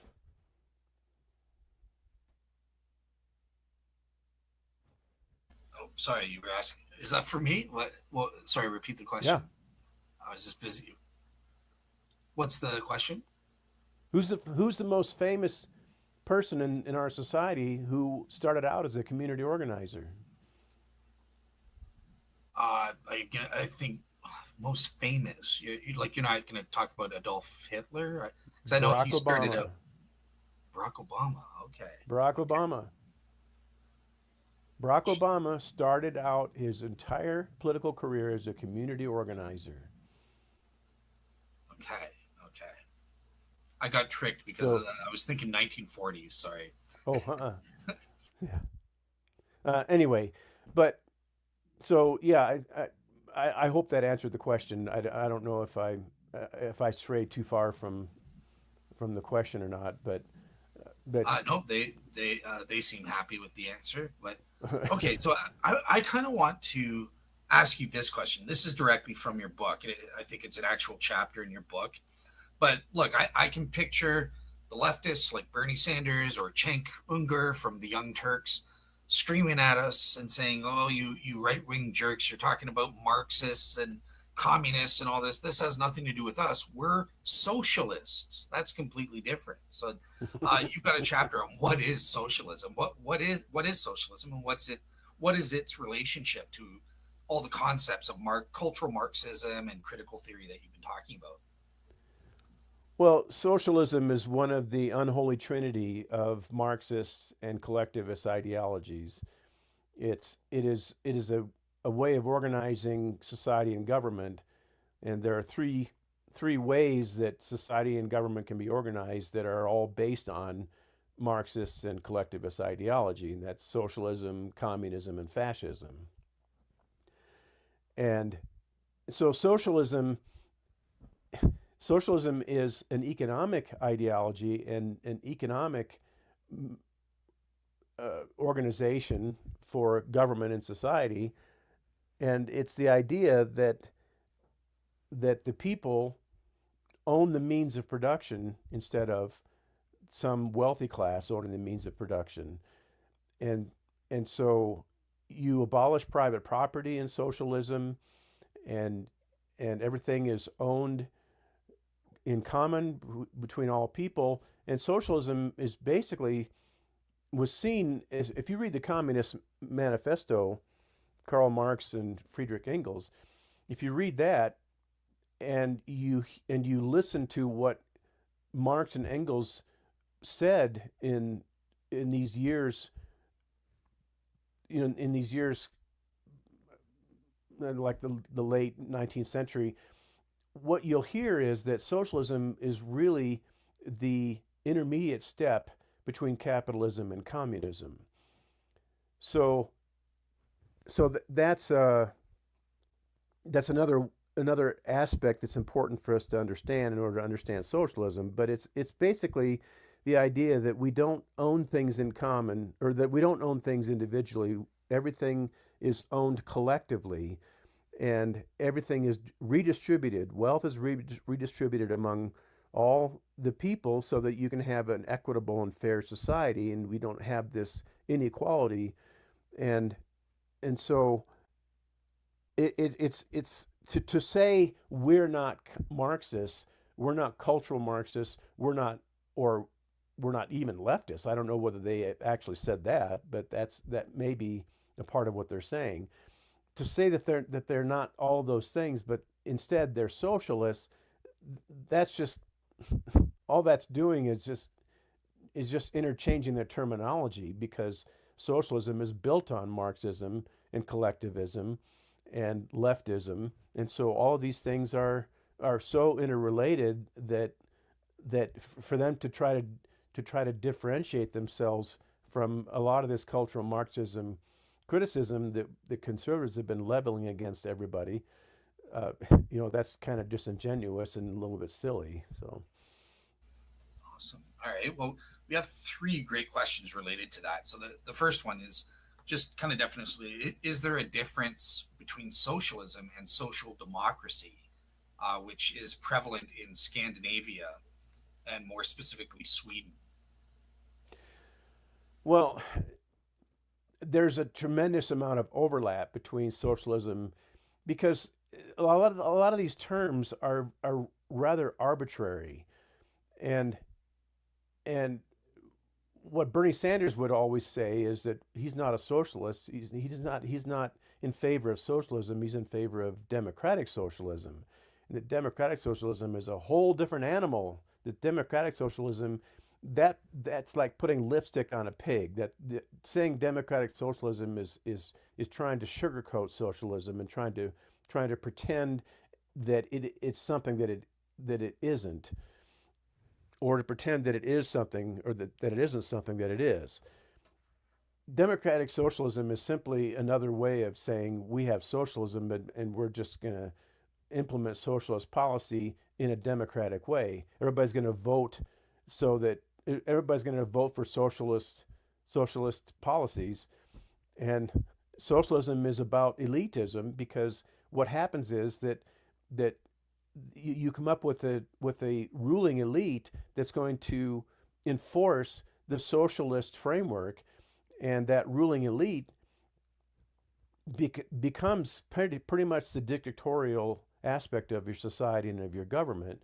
And so socialism is a dictatorship, because it's a dictatorship by the elite, and it's usually ends up having one person who's leading that dictatorship. And so there's really no difference between socialism and democratic socialism or a social democracy, because it, for people to sit down and vote for something that is actually going to be harmful and destructive to their own rights and their own ownership of private property and all these things, is just it's absolutely incoherent. So I think there's a difference practically in how you work these things out between socialism and social democracy, but there's no difference in the ideology, and there's ultimately going to be no difference in the outcomes of the two. Gotcha. All right. Next up from our good buddy Bitter, he's saying, I wonder if Phil has thoughts on Francis Fukuyama's theory that political development has reached an end in Western democracy. I am not very familiar with Francis Fukuyama. I'm not enough to be able to comment on it. So I'm gonna have to say I don't know on that side. That's something that I would like to study. It's something I probably should study, and there's so many theorists out there that it's impossible to go out and become familiar with and become an expert on all of them. So that's just someone that I haven't studied. So I wouldn't be able to comment on that.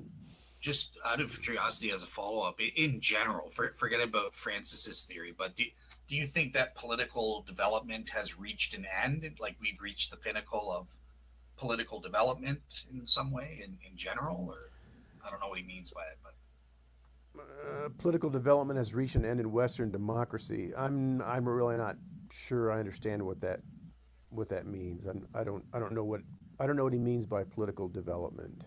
yeah, I think he means it's kind of like, oh, it's the best of all the forms of government that we've ever thought up or come up. It's better than monarchy. It's better than dictatorships and stuff like that. Um, I don't know. Okay, that's I'm not sure what reach an end means either. I mean, no worries. is he saying, has Western democracy failed, and is it reaching an end? Is it being replaced by something else? Is that what he's asking? And I'm not sure. So he says Fukuyama posited that there would be no new political systems. Okay. Yeah, so there's no alternatives to. I'll just give an answer. I don't know what Yama said, but I don't. I think that the West will experience, as well as the whole world, will experience a new political system. The one that we had during the time of the judges, a theocracy under God. Jesus is king, and he will, after his second coming, he will be ruling the entire planet. So that it's not going to be a democracy. It's going to be a theocracy. So in that way, I would say there's going to be a development. So yeah. Last question is from Harry again, and says, "Does Phil know any notable communists, socialists, or Marxists who did a 180-degree turn and became Christians? I only know of the conversion of John Paul Sartre." No. No, I can't think of any. I, Fair enough.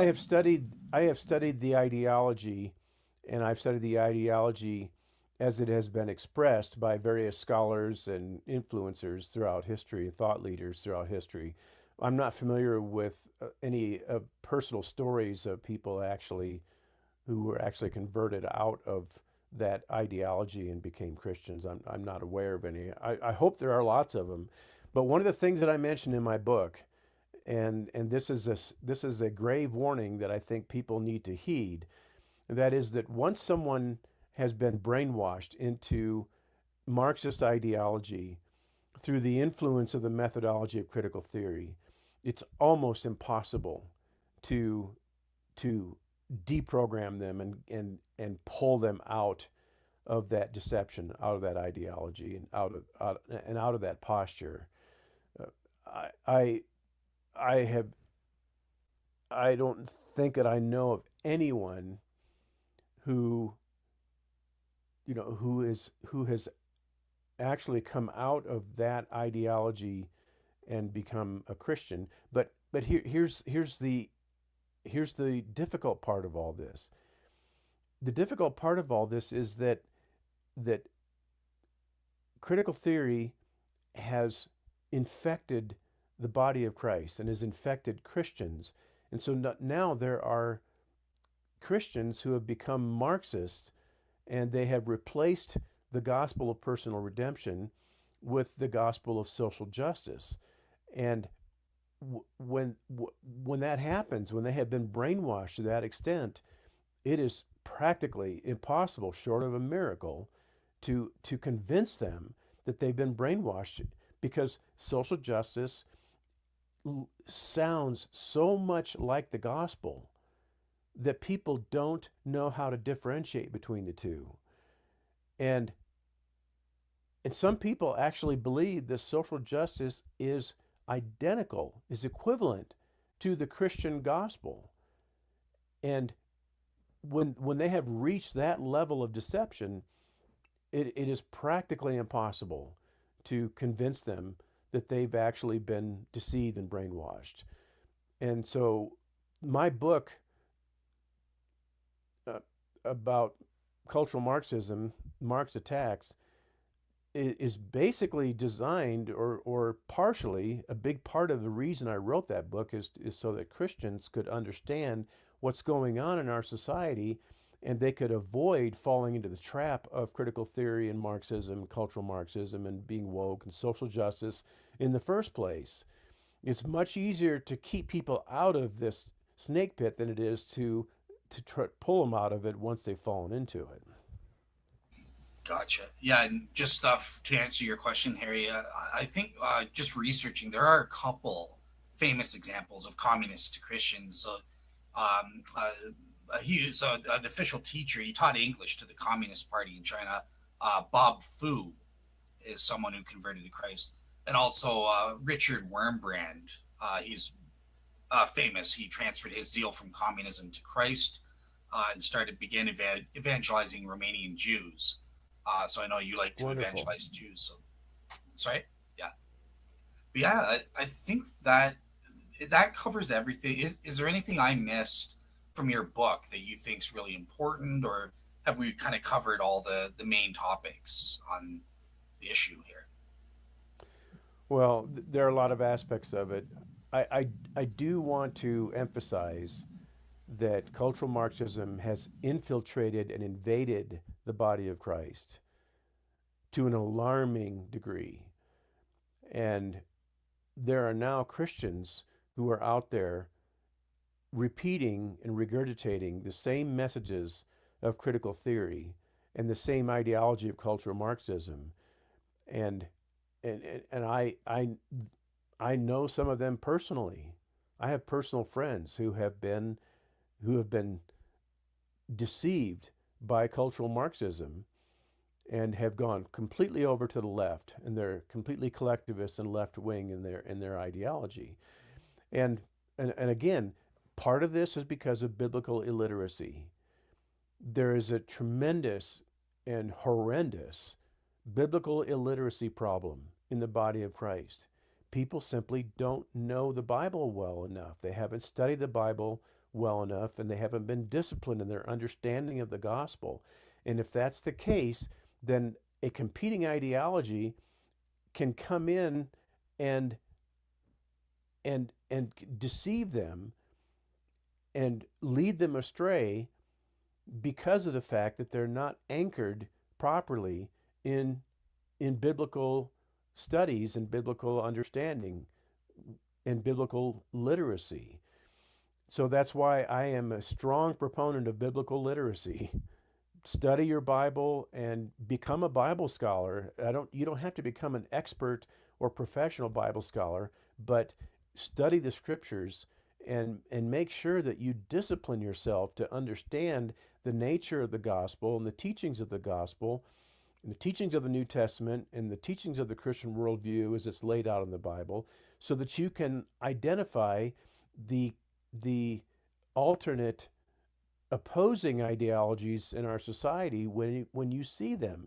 If you don't understand the Bible well enough, you're not going to be able to identify the competitors, and you're not going to be able to identify the ideologies that are going to attempt to come in and win you over and rip you away from your proper biblical worldview. So that's partly the reason why I wrote Marx Attacks. It's so that Christians can be aware of this threat. And it's also the reason that I wrote my book, Machines Don't Laugh.